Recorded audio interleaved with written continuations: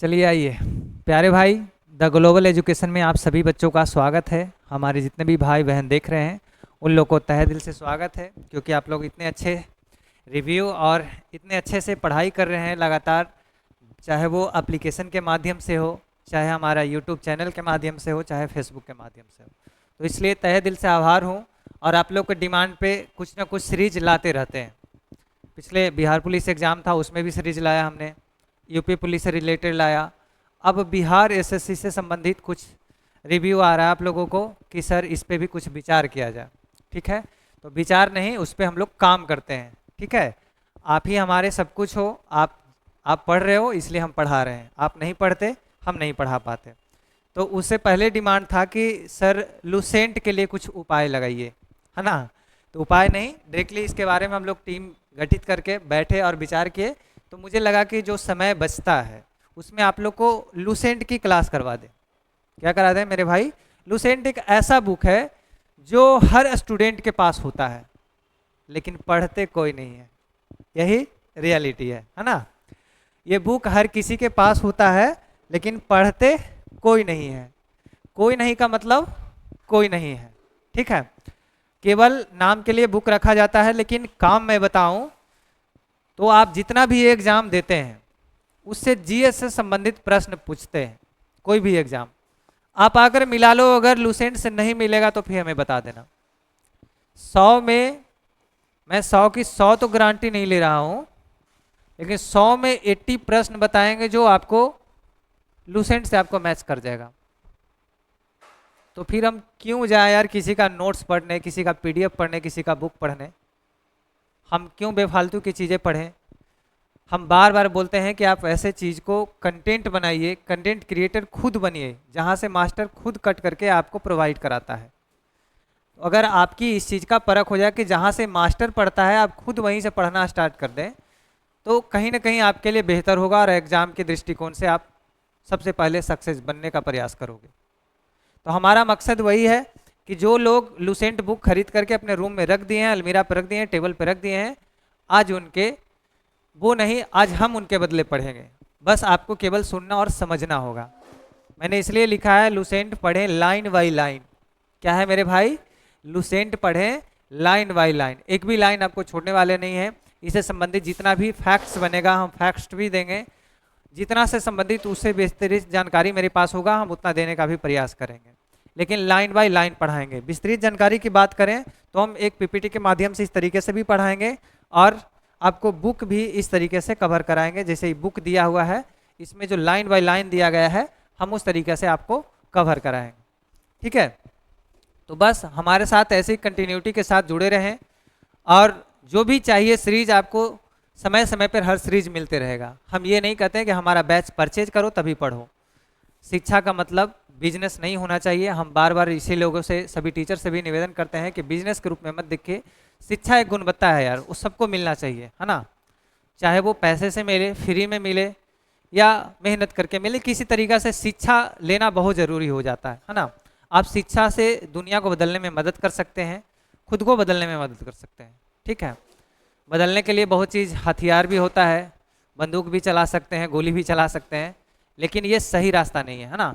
तो टीचर एक मार्गदर्शक का रूप होता है, हम केवल आपको मार्गदर्शन ही कर सकते हैं, चलना आपको होगा, मेहनत आपको करना होगा। ठीक है, तो देर ना करते हुए कुछ इसके बारे में फीचर बता दूं कि ये लुसेंट बुक किन के लिए उपयोगी होने वाला है और कौन कौन से एग्जाम के लिए उपयोगी होने वाला है। तो मैं बता दूं, सभी जीएस आधारित एग्जाम के लिए महत्वपूर्ण है मेरे भाई।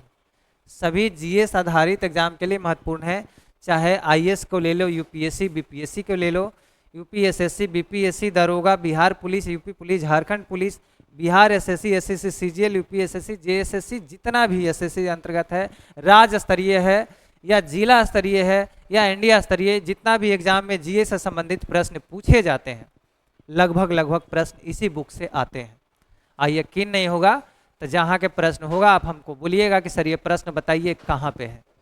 ठीक है, थोड़ी सी आजकल के क्वेश्चन की गुणवत्ता बढ़ गया है, टेक्निकली पूछा जाता है, आपको मेंटलिटी को टेक्निकली रूप में देखा जाता है ना। डायरेक्ट लाइन बाय लाइन नहीं मिल पाएगा इसमें से, लेकिन उसका सोर्स हम बता देंगे कि क्वेश्चन यहीं से उठाया गया है। और जब आप खुद पढ़ोगे बारीकी से लाइन बाय लाइन, तब आपको खुद समझ में आएगा कि हाँ ये क्वेश्चन कहाँ से आया है। ठीक है, तो देर ना करते हुए आइए हम टॉपिक की ओर आज चलते हैं। और ये लगभग जितना दिन में ख़त्म होगा उतना दिन में आपको बहुत कम समय में ख़त्म करने का प्रयास करेंगे और बेहतर तरीके से समझते हुए, है ना। तो कहीं भागने का जरूरत नहीं है, आप इस वीडियो को हमारे द ग्लोबल एजुकेशन चैनल के माध्यम से देख सकते हैं, द ग्लोबल एजुकेशन के चैनल के माध्यम से, ठीक है। टेलीग्राम चैनल भी आपको इसी नाम से मिल जाएगा, यूट्यूब, फेसबुक, इंस्टाग्राम, हर चीज़ आपको the global education by Harsh sir के नाम से मिल जाएगा। आप कहीं भी खोज के आप किसी भी सोशल साइट से पढ़ सकते हैं, ठीक है। और ये क्लास रेगुलर चलेगा। आज इसका क्लास 1 होने वाला है। कितना होने वाला है प्यारे बच्चों? आज इसका क्लास हम लोग 1 करने वाला है ना, 01 क्लास है आज का, ठीक है। आज क्लास कितना है? पहला क्लास है। और इससे पहले अभी घटना चक्र अपलोड हो गया है, ठीक है। तो आप लोग ये देख लीजिएगा, घटना चक्र में प्राचीन इतिहास से शुरू किए हैं, है ना, पाषाण काल से शुरू किए हैं। तो मुझे लग रहा है इसको हम मध्यकालीन भारत से शुरू कर लें, है ना, क्योंकि प्राचीन उसमें हो रहा है, मध्यकालीन कर लेंगे, उसके बाद ये मॉडर्न चला जाएगा, तब उसमें मध्यकालीन आएगा तो रिवीजन भी हो जाएगा आपका। तो एक सीक्वेंस से चल रहे हैं। और इसके बाद तीसरा जो बैच स्टार्ट कर रहे हैं वो बिहार दृष्टि से कर रहे हैं। दृष्टि का पब्लिकेशन का जो बुक आता है बिहार एक दृष्टिकोण में, पूरा बिहार को हम दिखा देंगे, जिनका बिहार से संबंधित एग्जाम है उनके लिए बेहद महत्वपूर्ण उपयोगी हो जाएगा, है ना। तो आइए सबसे पहले तो बुक ही देख लेते हैं, बुक में क्या क्या है फीचर, वो सारी चीज़ को देख लेते हैं। ये लूसेंट का बुक है, जो ओरिजिनल है, 2024 वाला ही है। इसका PDF नहीं मिल पाया इसलिए स्कैन करके डाले हैं, है ना। तो इसके लिए कोई आप लोग को आपत्ति नहीं होना चाहिए, बाकी जो नहीं होगा वो हम दिखा देंगे। तो आज जो अभी हम शुरू करने वाले हैं वो मध्यकालीन भारत से शुरू करने वाले हैं।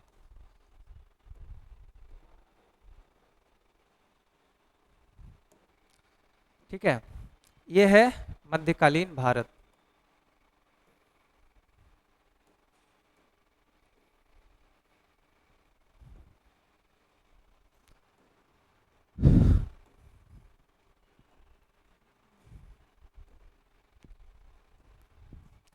तो मध्यकालीन भारत की बात करें तो इतिहास में 3 भाग में बांटा गया। कौन कौन? प्राचीन बांटा गया, मध्यकालीन बांटा गया और आधुनिक बांटा गया, है ना। तो इतिहास को 3 वर्गों में बांटे हम लोग। मध्यकालीन भारत को आज हम लोग पढ़ेंगे, जिसमें क्या पढ़ना है? भारत पर अरबों का आक्रमण। क्या मेरे प्यारे भाई? भारत पर अरबों का आक्रमण। ऐसे तो लाइन बाय लाइन ही हम पढ़ाएंगे, लेकिन इससे पहले नोट्स दे देते हैं आपको एक, ताकि उससे पूरी पढ़ने से पहले ही आपको रिव्यू मिल जाए कि इसके अंदर क्या क्या होने वाला है, जो मेरे अनुसार लिखा गया है। और अभी टाइम बचाने के लिए हम इसे पहले आप लोग के लिए लिख दिए हैं, ठीक है। और कुछ कुछ चीज़ें छोड़ भी दिए हैं ताकि आपको बता दें। तो सबसे पहले बेहद जानना जरूरी हो जाता है कि सर मध्यकालीन भारत को किस किस भागों में बांटा गया था, ठीक है, इतिहास को किस किस वर्गों में बांटा गया था। तो सबसे पहले बात करें तो प्राचीन भारत की बात करें, है ना। ये हो गया आपका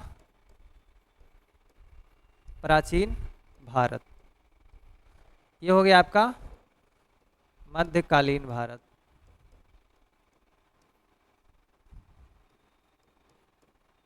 और ये हो गया आपका आधुनिक भारत।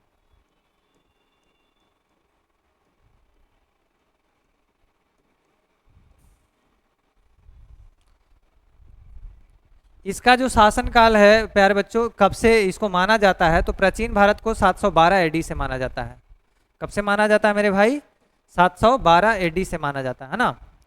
मध्यकालीन भारत की बात करें तो 712 से 1707 AD।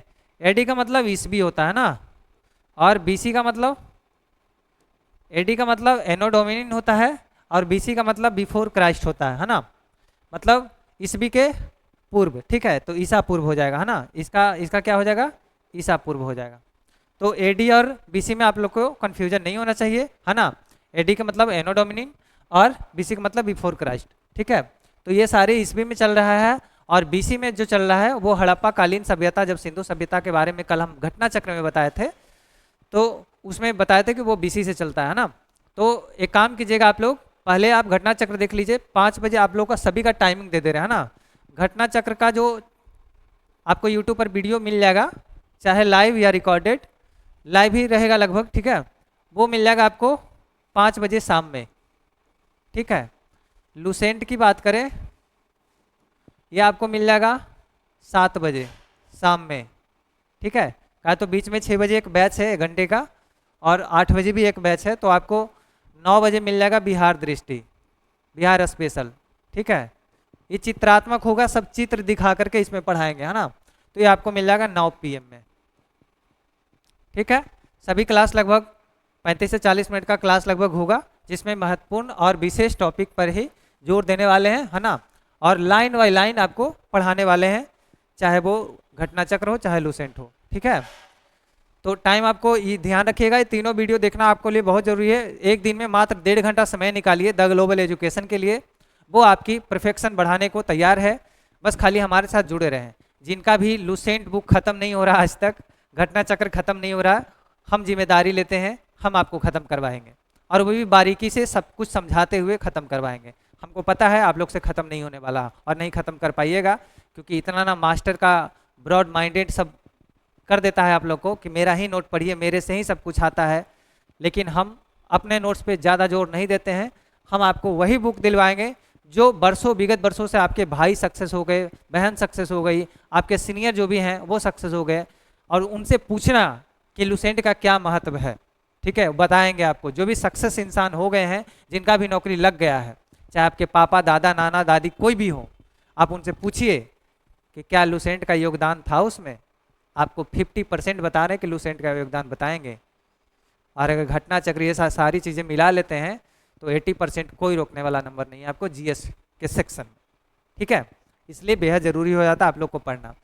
तो हम इतिहास की बात करें तो प्राचीन भारत, मध्यकालीन भारत और आधुनिक भारत। आधुनिक भारत की जो शुरुआत मानी जाती है 712 AD से 1947 तक। कब तक प्यारे भाई? 1947 तक, 712 से 1947 तक इसको माना जाता है, ठीक है। आगे देख लेते हैं, इस्लाम धर्म का उदय कब से माना जाता है? मध्यकालीन भारत में जब इस्लाम धर्म से शुरुआत करते हैं हम मध्यकालीन भारत को, तो उसका उदय जो माना जाता है वो 600 AD से माना जाता है। 600 AD से माना जाता है ना। किसका? इस्लाम धर्म का। क्या है मेरे प्यारे भाई? इस्लाम धर्म का। उसमें अगर बात करें तो इस्लाम धर्म में 2 प्रकार के मुसलमान थे। कौन कौन थे? एक अरबी मुसलमान थे और एक तुर्की मुसलमान थे, ठीक है। एक अरबी और एक तुर्की मुसलमान थे। अरबी में कौन कौन आते थे मेरे प्यारे भाई? तो अरबी में बस एक आते थे, मोहम्मद बिन कासिम। कौन थे? मोहम्मद बिन कासिम, ठीक है। 712 AD में इनका शुरुआत कब से माना जाता है? 712 AD से माना जाता है ना। अगर तुर्की मुसलमान की बात करें तो इसमें 3 हैं। कौन कौन है? 3 हैं। सबसे पहला मोहम्मद गजनवी, दूसरा मोहम्मद गौरी, और तीसरा दिल्ली सल्तनत।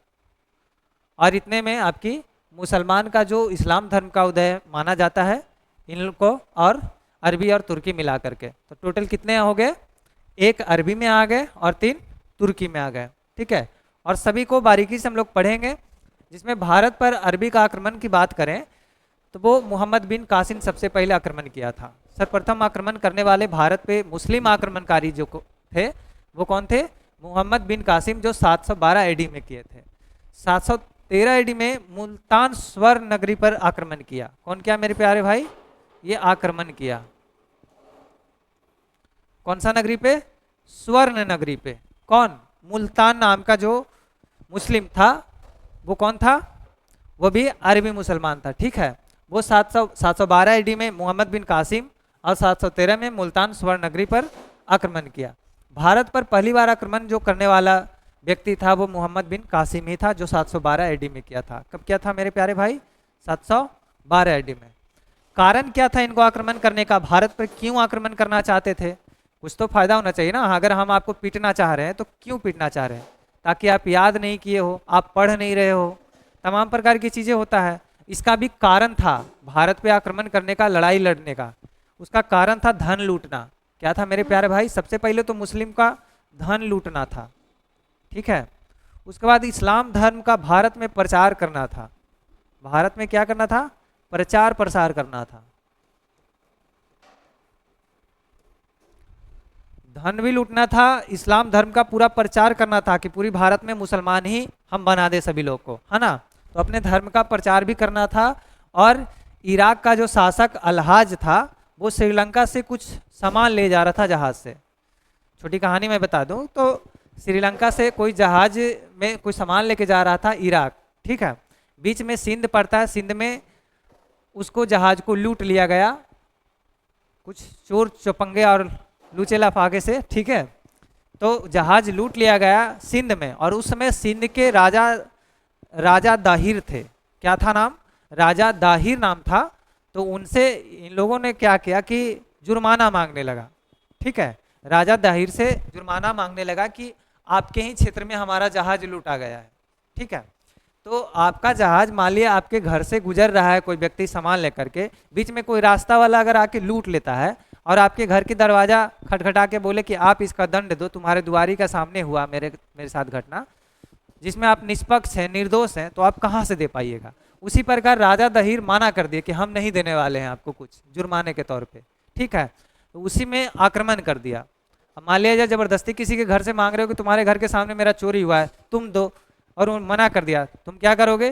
तुम बाहुबली के रूप धारण करोगे और उससे लड़ाई करोगे। ये तो बेतुकी हो गया ना, विभाग वाली बातें हो गई, बेफालतू वाली बातें हो गई कि आप जबरदस्ती कर रहे हो किसी के साथ।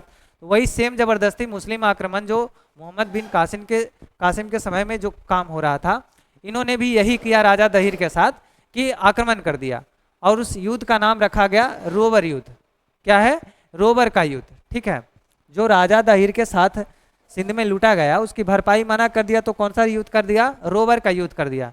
तो रोबर का युद्ध समझ में आ गया, 712 एडी में हो गया, मोहम्मद बिन कासिम ने करवाया था, ठीक है। इतना कंफर्म हो गया। अब इसकी जो जानकारी देता है ये अली अहमद के चचनामा से। क्या है मेरे प्यारे भाई? चचनामा। चचनामा एक साहित्य है, ठीक है, मतलब बुक है। इसमें इसका उल्लेख किया गया इस कहानी का कि इस प्रकार से हुआ था कि राजा दाहिर से जबरदस्ती जुर्माना मांगा जा रहा था, तो इसी वजह से इस चचनामा में लिखा हुआ है, ठीक है। तो इसकी जानकारी कहाँ मिलता है? अली अहमद के, किनका लिखा हुआ है? अली अहमद जी का लिखा हुआ है।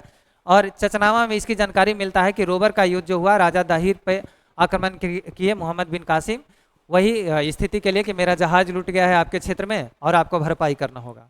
राजा दाहिर मना कर दिए कि हम नहीं देंगे, बस इस पे आक्रमण कर दिए। उस आक्रमण का जो युद्ध का नाम रखा गया वो रोबर का युद्ध रखा गया, ठीक है। आगे बात करें कि अरबी आक्रमण से भारत का जो प्रभाव पड़ा, जब आक्रमण किया उसके बाद क्या हुआ ना कि भारत के हार हो गया। सबसे पहली बात बता दें आपको कि जब राजा दहीर के साथ जो रोबर का युद्ध हुआ मेरे भाई, इस रोबर का युद्ध जो हुआ इसमें भारत की हार हो गई।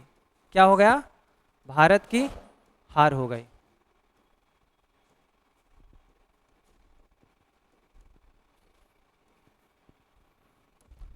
इस युद्ध में भारत की हार हो गई। तो सबसे पहले भारत की हार मुस्लिमों से कौन सा हुआ? अरबी आक्रमण। कौन से? मोहम्मद बिन कासिम से हार हो गया। किनका? राजा दाहिर का, क्योंकि वो मना कर दिया। और इस आक्रमण में अब कोई भी बात है यार, तुम प्लान बना के आए हो मारने पीटने का, अगर कोई अकेला पर्सन है तो तुम तो उसको कूट के चला जाओगे। तो बस वही बात सेम था कि अब भारत की हार हो गई। और हारने का तरीका आप समझ रहे हो, इसके साथ ज़बरदस्ती किया गया कि नहीं, तुम्हारा क्षेत्र में, मेरा सिंध में जहाज लूटा गया, वो आपको भरपाई करना होगा, ठीक है। इसमें हार हो गया भारत का। सबसे पहली बार मुस्लिम आक्रमण से हार हुआ तो इसी के शासनकाल में हुआ। ये हार होने के बाद जो प्रभाव पड़ा भारत पर, वो कौन कौन से प्रभाव हुआ? तो सबसे पहले तो इस्लाम धर्म का प्रचार प्रसार करना चाह रहा था। इस्लाम धर्म का उदय जब हुआ तो प्रचार प्रसार किया, भरपूर मात्रा में प्रचार प्रसार किया, है ना, कि आप ये है मुसलमान, ये है वो है, दिस है डैट, समझा करके प्रचार प्रसार किया। दूसरी बात फायदे की चीज़ था कि ऊँट का पालन शुरुआत हो गया, ऊँट पालन प्रथा। किसके आक्रमणकारी के बाद प्रभाव पड़ा? तो अरबी आक्रमण से ऊँट पालन का प्रभाव पड़ा और भारत में ऊँट पालने की विधि शुरुआत हो गई। खजूर की खेती करना शुरुआत हो गया, ठीक है। और दिरहम नामक मुद्रा चलाया गया। कौन सा प्यारे बच्चों? दिरहम। दिरहम ये क्या था? मुद्रा का नाम था। जैसे मुद्रा अभी रुपया चल रहा है ना, उसी समय दिरहम नामक मुद्रा चलाया गया आक्रमण के बाद। फिर जजिया नामक कर, जो कि गैर मुसलमानों से लिया जाता था। क्या लिया जाता था मेरे प्यारे भाई? गैर मुसलमानों से जजिया नामक कर की प्रचलन शुरुआत कर दिया अरबी आक्रमण के बाद। जब आक्रमण किया तो कुछ तो प्रभाव डालेगा। अब आपके घर में कूट के लोग को सबको निकाल दिया तो आपके घर में तो कुछ तबाही मचाएगा, और तबाही मचाएगा फिर अपना शासन डालेगा। मान लिए भारतीयों को लूट लिया तो भारत में फिर अपना शासन चलाएगा, अपना कानून लाएगा, सब कुछ वही अपना मुद्रा लाया, अपना सब कुछ करवा रहा है। ऊँट पालने की विधि शुरुआत कर दी, खजूर की खेती करवाना स्टार्ट कर दिया, दिरहम नामक मुद्रा पर चलन कर दिया, जजिया नामक कर स्टार्ट कर दिया। कर मतलब टैक्स, है ना, कर मतलब टैक्स, जजिया नामक कर। याद रखिएगा, सभी एग्जाम के पॉइंटर व्यू से सब इंपॉर्टेंट इंपॉर्टेंट पॉइंट है ना। आर्यभट्ट का सूर्य सिद्धांत, साहित्य जो है 5 गो साहित्य लिखा गया, कितना 5 साहित्य मिलता है।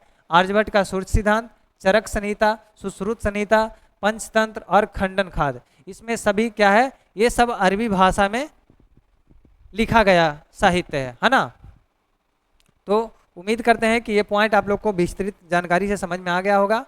अब चलते हैं हम लुसेंट के मेन तथ्य पे, जो कि लाइन बाय लाइन की बात कहे हैं, तो लाइन बाय लाइन भी आप लोग को पढ़ाएंगे, लेकिन उससे पहले जो नोट दिए कुल मिलाकर इसका सबका निचोड़ था वो बस वो 5 मिनट ही पढ़ लीजिएगा, वो काफ़ी है। बाकी आपको लाइन बाय लाइन यहाँ पे पढ़ा रहे हैं, है ना। सबसे पहले मोहम्मद बिन कासिम ने नेतृत्व, भारत पर जो अरबों का आक्रमण हुआ, ठीक है, मोहम्मद बिन कासिम, क्या है मेरे प्यारे भाई, मोहम्मद बिन कासिम के नेतृत्व में अरबों ने भारत पर पहला सफल आक्रमण किया। मैंने पहले ही बता दिया कि इसमें हार हो गई भारत का, तो ये अरबों का सफल आक्रमण तो होना ही चाहिए, हो गया। दूसरी पॉइंट में कह रहा है कि अरबों ने सिंध पर 712 ईस्वी में विजय पाई। मैंने कहा कि 712 ईस्वी में इन्होंने आक्रमण किया, तो विजय पाएगा कब, 712 में ही पाएगा, ठीक है। अरब आक्रमण के समय सिंध पर दाहिर का शासन था, अरब आक्रमण से पहले सिंध पर दाहिर का शासन था। तो हमने बताया कि जहाज लूटने की प्रक्रिया में सिंध, उससे पहले राजा दाहिर थे, अब उसी को आक्रमण किया, तो राजा दाहिर को हराया, तब भारत पर विजय किया आक्रमण, ठीक है। उसके बाद बात करें भारत पर अरब वासियों का आक्रमण मुख्य उद्देश्य है धन को लूटना था, मैंने पहले ही बता चुका, धन को लूटना था, तो वो मैं उसका निचोड़ रखा हुआ ना, और वही आपको एग्जाम के पॉइंटर व्यू से एक शॉर्ट नोट में देख लेना है। बाकी हम एक एक लाइन छोड़ने वाले नहीं, आप लोग को एक एक लाइन बताने वाला। महमूद गजनवी की बात करें तो अलप्तगिन नामक एक तुर्क सरदार था, गजनी, कौन था मेरे प्यारे भाई, गजनी। अलप्तगिन नामक एक तुर्की, कौन था, तुर्की मुसलमान था, ये गजनी साम्राज्य का संस्थापक था, क्या था, संस्थापक था, जो क्या था, मोहम्मद गजनी, है ना। अलप्तगिन का गुलाम जो था उसका दामाद सुबुक्तगिन था, क्या था, सुबुक्तगिन था, किसका, अलप्तगिन का दामाद कौन था, अलप्तगिन की बात करें उसका दामाद सुबुक्तगिन, है ना। अलप्तगिन का दामाद, चलिए यहाँ से नोट ले लेता है ना। मोहम्मद गजनी की बात करें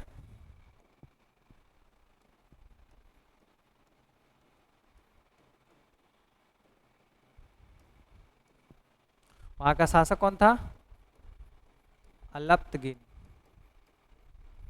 ठीक है। ये क्या था, संस्थापक था, किसका, मोहम्मद गजनी का। इसका दामाद की बात करें सुबुक्तगिन था, है ना।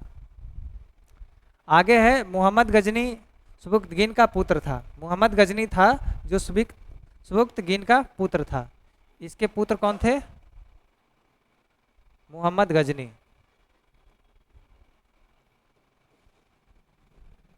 ये सब रिलेशन आप लोग को समझना पड़ेगा, है ना, और समझ के ही इसका जवाब देना होगा। तो सबसे पहले मोहम्मद गजनी की बात करें, ये तुर्की मुसलमान था, कौन था, ये तुर्की मुसलमान था। अभी तक हम लोग पहला अरबी मुसलमान पढ़े, अब तुर्की मुसलमान में सबसे पहला मुसलमान के बारे में बात करें, मोहम्मद गजनबी, जो इसका संस्थापक कौन था, अलप्तगिन था, उसके दामाद जो है सुबुक्तगिन है, और सुबुक्तगिन का ही बेटा मोहम्मद गजनी था। अब समझ में आ गया, इसके सुबुक्तगिन के बेटा मोहम्मद गजनी था।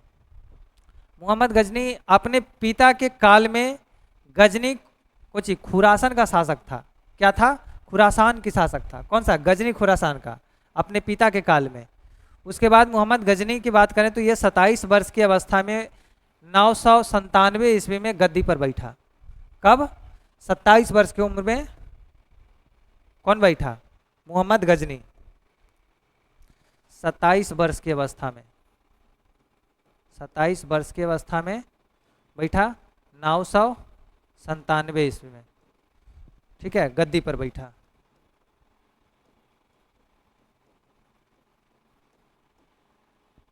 गद्दी पर बैठा। 997 ईस्वी में, ठीक है। बगदाद का खलीफा अली कादिर बिल्लाह ने मोहम्मद गजनी के पद को मान्यता प्रदान की। क्या है मेरे प्यारे भाई?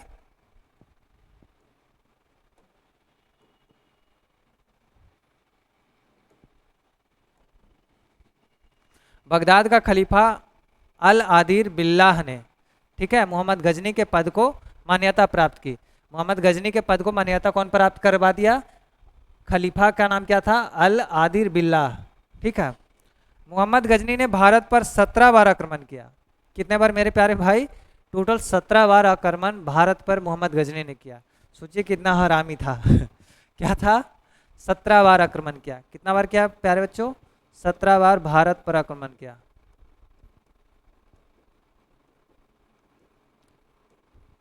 ये साथ में आप लोग को पीपीटी हम बनाते चलेंगे ताकि आपको बाद में कोई परेशानी ना हो, है ना।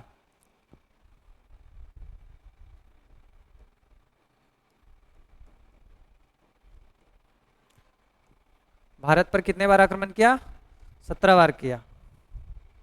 आगे बात करें, मोहम्मद गजनी ने भारत पर पहला आक्रमण 1001 ईस्वी में किया। यह आक्रमण शाही राजा जयपाल के विरुद्ध था। इसे जयपाल की पराजय हो गई। समझिए, तुर्की मुसलमान से भी भारत का पराजय हुआ।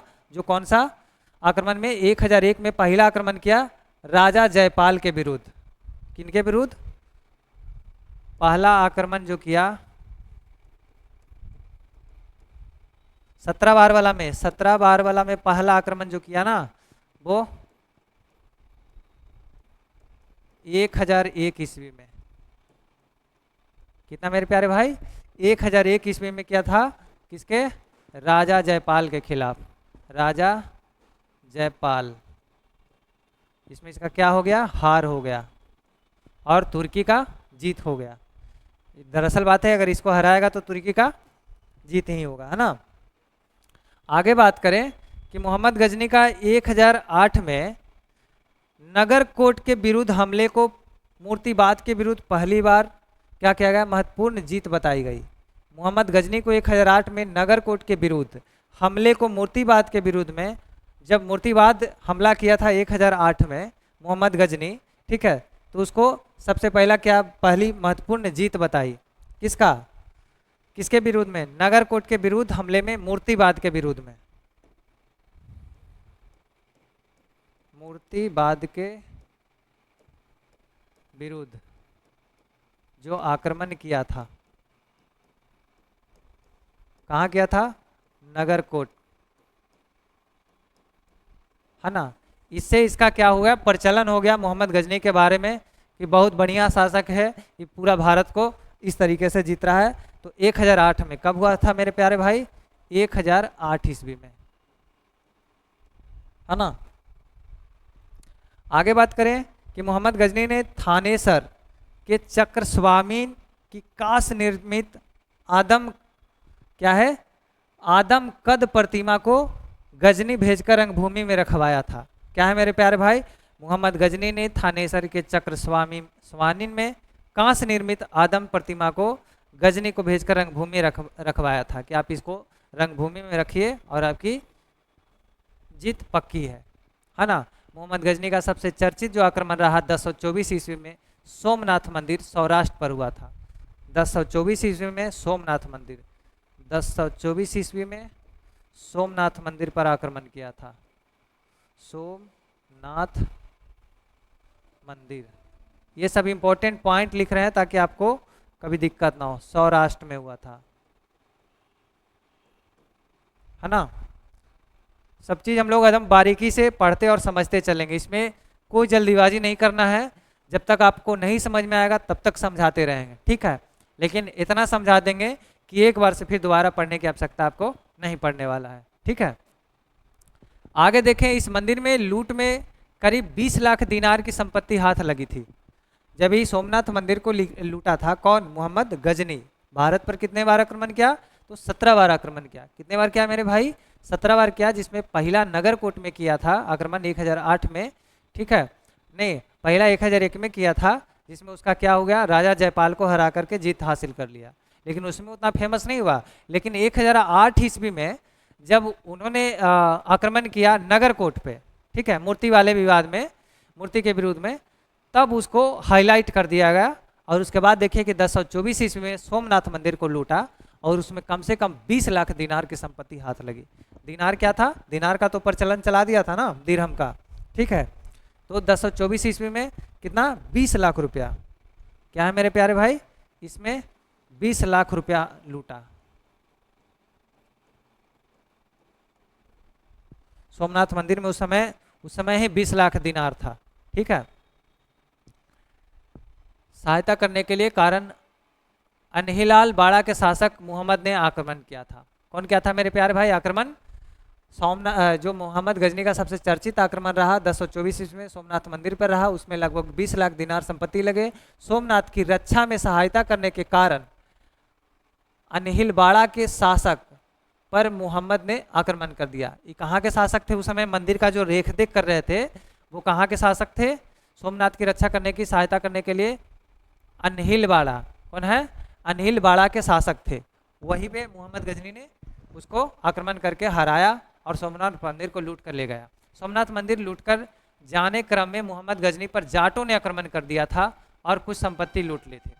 अब देखो चोरों के चोर लग गया था यहाँ पे, है ना। वहाँ पे क्या हो गया मेरे प्यारे भाई? जब सोमनाथ मंदिर लूट कर जा रहा था, इस मंदिर को लूट कर जा रहा था, तो रास्ते में कौन सा?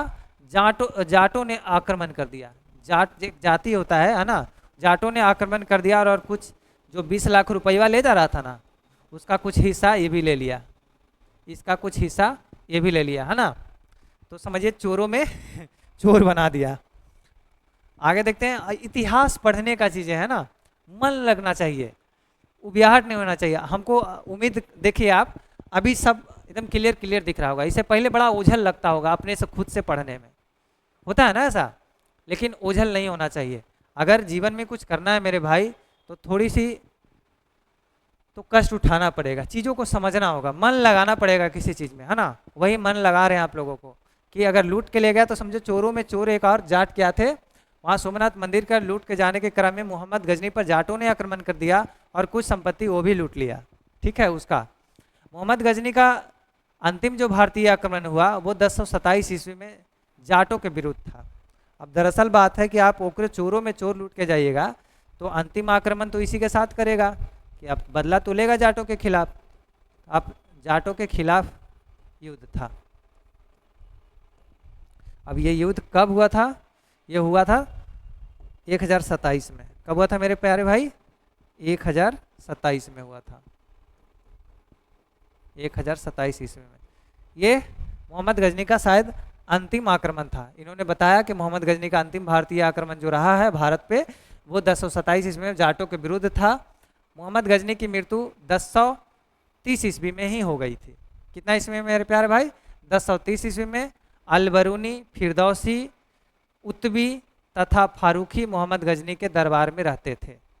कौन कौन रहते थे? सबसे पहले तो मृत्यु की बात करें तो 1030 ईस्वी में इनका मृत्यु हो गया, ठीक है। कब मृत्यु? 1030 ईस्वी में मृत्यु हो गया। किसका? मोहम्मद गजनी का मृत्यु 1030 ईस्वी में हो गया। लेकिन इसके साथ जो अलबरूनी और फिरदौसी, उत्बी और फारूकी मोहम्मद जो है वो गजनी के दरबार में रहते थे। इसके दरबार में कौन कौन रहते थे? अलबरूनी, फिरदौसी, उत्बी। इसके दरबार की बात करें, दरबार में अलबरूनी, उत्बी,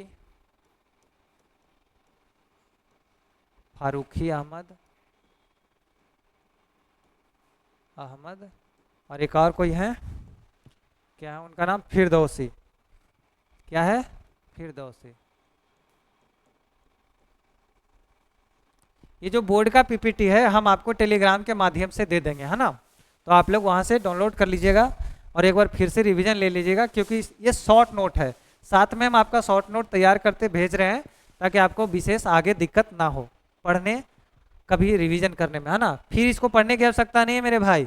एक बार लुसेंट जब पढ़ा दिए हम तो इसको मत पढ़ो, पढ़ना भी होगा तो इसको पढ़ो। किसको पढ़ना है? इसको, ये पीपीटी को पढ़ो, है ना। इसमें सारी बातों को हम लिख रहे हैं ना, ताकि आपको विशेष कभी दिक्कत ना हो। आगे देखते हैं, मोहम्मद गौरी के बारे में जानते हैं ना। मोहम्मद गौरी के बारे में जानते हैं। ये दूसरा शासक हुआ तुर्की का। ये क्या हुआ मेरे प्यारे भाई? तुर्की का दूसरा शासक हुआ।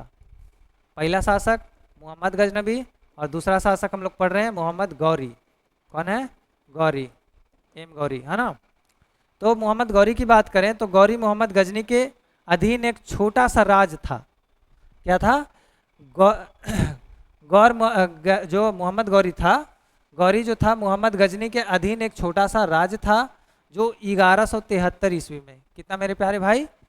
1173 ईस्वी में क्या है, शहाबुद्दीन मोहम्मद गौरी गौर का शासक बना और इस पर भारत पर पहला आक्रमण 1175 में मुल्तान के विरुद्ध किया था। कब किया था मेरे प्यारे भाई? मुल्तान के विरुद्ध किया था। कौन? मोहम्मद गौरी। तो सबसे पहले मोहम्मद गौरी की बात करें,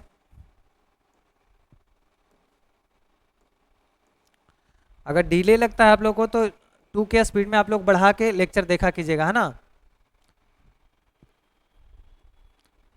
मोहम्मद गौरी,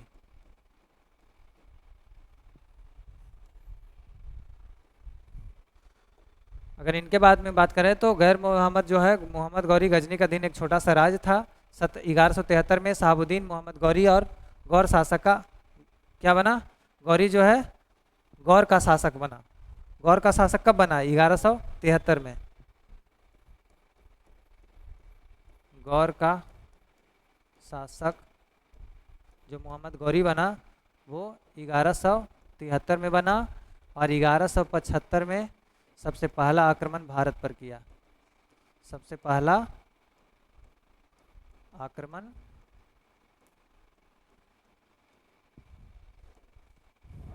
कहाँ किया? भारत पे किया। भारत पे किया किसके? मुल्तान के खिलाफ। भारत के कौन थे उस समय? मुल्तान थे। और इन्होंने मुल्तान को भी हरा दिया। हराया ही होगा, जिताया थोड़ी होगा, है ना। तो गौरी क्या किया? इसने भारत पर पहला आक्रमण 1175 में मुल्तान के विरुद्ध किया था। ठीक है। मोहम्मद गौरी का दूसरा जो आक्रमण था 1178 ईस्वी में पाटन गुजरात पर हुआ। यहाँ का शासक जो था भीम द्वितीय ने गौरी को बुरी तरह परास्त कर दिया। भाई यहाँ पे तो जो पाटन के शासक थे, ठीक है, उन्होंने भीम द्वितीय ने ही गौरी को पराजित कर दिया। ठीक है। तो समझिए कि दूसरी आक्रमण 1178 में हुआ। ये पहला आक्रमण था 1178 में। दूसरी आक्रमण किया,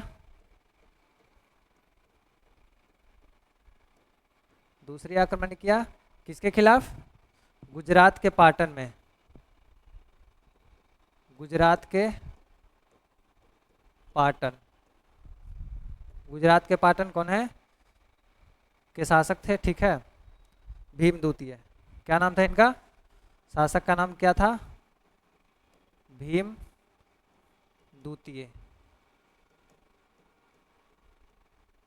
भीम द्वितीय के खिलाफ लड़ा था, जो कि इन्होंने गौरी को हरा दिया। इसमें किसको हरा दिया मेरे प्यारे भाई? गौरी को हराया। कौन गौरी? मोहम्मद गौरी को इन्होंने द्वितीय विश्व युद्ध नहीं, द्वितीय जब युद्ध किया, आक्रमण किया 1178 में। कब किया मेरे प्यारे भाई? 1175 में सबसे पहला आक्रमण किया मुल्तान के खिलाफ, उसको तो हरा दिया। लेकिन 1178 में दूसरी आक्रमण किया गुजरात के पाटन में भीम द्वितीय के खिलाफ। ठीक है, भीम द्वितीय के खिलाफ, जिसमें गौरी का ही हार हो गया। तो इसकी साम्राज्य समझिए तो यहीं पे खत्म होता है और इसकी हार हो गया। मोहम्मद गौरी द्वारा लड़ा गया प्रमुख जो युद्ध है वो आपको नोट डाउन करवा देते हैं कि कौन कौन युद्ध इन्होंने लड़ा। ये सारी युद्ध इम्पोर्टेंट है और इसको एक बार नज़र में देखना बहुत ज़रूरी हो जाता है। ठीक है। मोहम्मद गौरी के द्वारा लड़ा गया युद्ध के बारे में बात करें तो ये युद्ध का नाम है वर्ष है और पक्ष है और परिणाम इसका क्या हुआ। सबसे पहले तराइन का युद्ध जो हुआ, सर्वप्रथम तराइन का युद्ध 1191 में गौरी एवं पृथ्वीराज चौहान के साथ हुआ, जो पृथ्वीराज चौहान की विजय हुआ। ठीक है, गौरी और पृथ्वीराज चौहान के साथ हुआ। इसमें पृथ्वीराज चौहान जीत गए। तराइन का द्वितीय युद्ध की बात करें तो 1192 में हुआ, 91, 92 और 94 में हुआ था तीनों युद्ध। ठीक है, तो गौरी एवं पृथ्वीराज चौहान के बात हुआ, इसमें गौरी विजय हुआ। ठीक है। और अगर चंदावर का युद्ध की बात करें तो 1194 में गौरी एवं जयचंद राजा के साथ हुआ, जिसमें गौरी का ही विजय हुआ। ठीक है। और मोहम्मद बिन गौरी के विजेता प्रदेशों की बात करें, शासन की बात करें, तो अपने भार पर गुलाम सेनापतियों को सौंपते हुए गजनी लौट गए थे। किनको? मोहम्मद गौरी भारत के विजित प्रदेशों की अगर शासन की बात करें तो वो अपना भार सौंपने के लिए गुलाम के जो सेनापतियों थे उनको सौंपते हुए लौट गए। मोहम्मद गौरी की हत्या 15 मार्च 1206 ईस्वी को कर दी गई। सबसे पहले हत्या की बात करें, इसकी हत्या कब हुआ? 12 मार्च। कब हुआ मेरे प्यारे भाई? 12 मार्च 1206। 15 मार्च है ना, सॉरी 15 मार्च, 15 मार्च 1206 इसकी मोई मोई करा दिया गया। कब करा दिया गया मेरे प्यारे भाई? इसकी मोई मोई हो गया। हत्या कब हो गया? 1206 ईस्वी में इसकी हत्या हो गया। अगर टोटल युद्ध की बात करें तो कौन कौन युद्ध लड़ा गया? 1191 में, 1192 में, 1194 में। ठीक है, किसके किसके बात करें? ये लड़ा गया,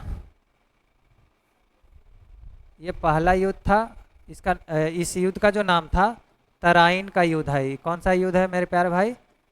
तराइन का प्रथम युद्ध। ठीक है, प्रथम युद्ध। ये हो गया तराइन का द्वितीय युद्ध,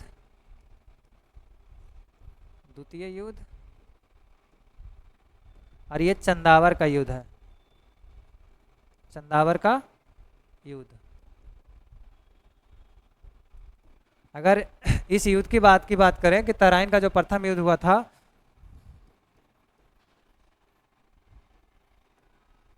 मोहम्मद गौरी और प्लस किसके बीच हुआ था मेरे प्यारे भाई? मोहम्मद गौरी और पृथ्वीराज चौहान के साथ हुआ ना। पृथ्वीराज चौहान। इसमें जीत जो हुआ वो किसका हुआ? चौहान का जीत हुआ है ना, चौहान का जीत हुआ। ये हुआ गौरी और गौरी प्लस किसके बीच हुआ? पृथ्वीराज चौहान के साथ दोनों युद्ध हुआ। किसके साथ हुआ? दोनों युद्ध हुआ। ये भी पृथ्वीराज चौहान। इसमें आपको गौरी की जीत हो गया। किसका हो गया मेरे प्यारे भाई? गौरी की जीत हुआ। जीत नहीं, जीत हुआ है ना। अगर चंदावर की युद्ध करें तो राजा जयचंद के साथ हुआ ना, गौरी प्लस जयचंद। इसमें क्या हुआ? गौरी का ही जीत हुआ।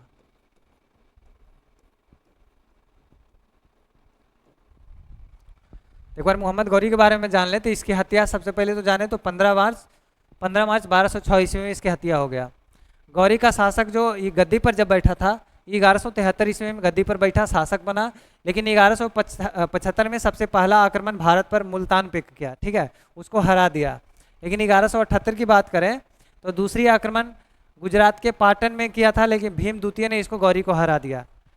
और प्रमुख की बात करें कि 3 जो लड़ा गया तराइन का युद्ध में, तराइन का प्रथम युद्ध जो लड़ा गया 1191 में मोहम्मद गौरी और पृथ्वीराज चौहान के साथ लड़ा गया, जिसमें चौहान का जीत हुआ, पृथ्वीराज चौहान का। लेकिन द्वितीय युद्ध में इन्होंने हरा दिया, गौरी प्लस पृथ्वीराज चौहान के साथ हुआ, लेकिन गौरी इसमें जीत हो गया।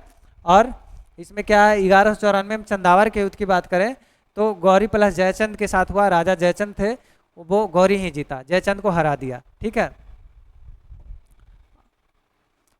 तो एक बार फिर से देख लीजिए। तराइन का जो प्रथम युद्ध हुआ 1191 में हुआ, गौरी एवं पृथ्वीराज चौहान के साथ, जिसमें चौहान की जीत हो गई।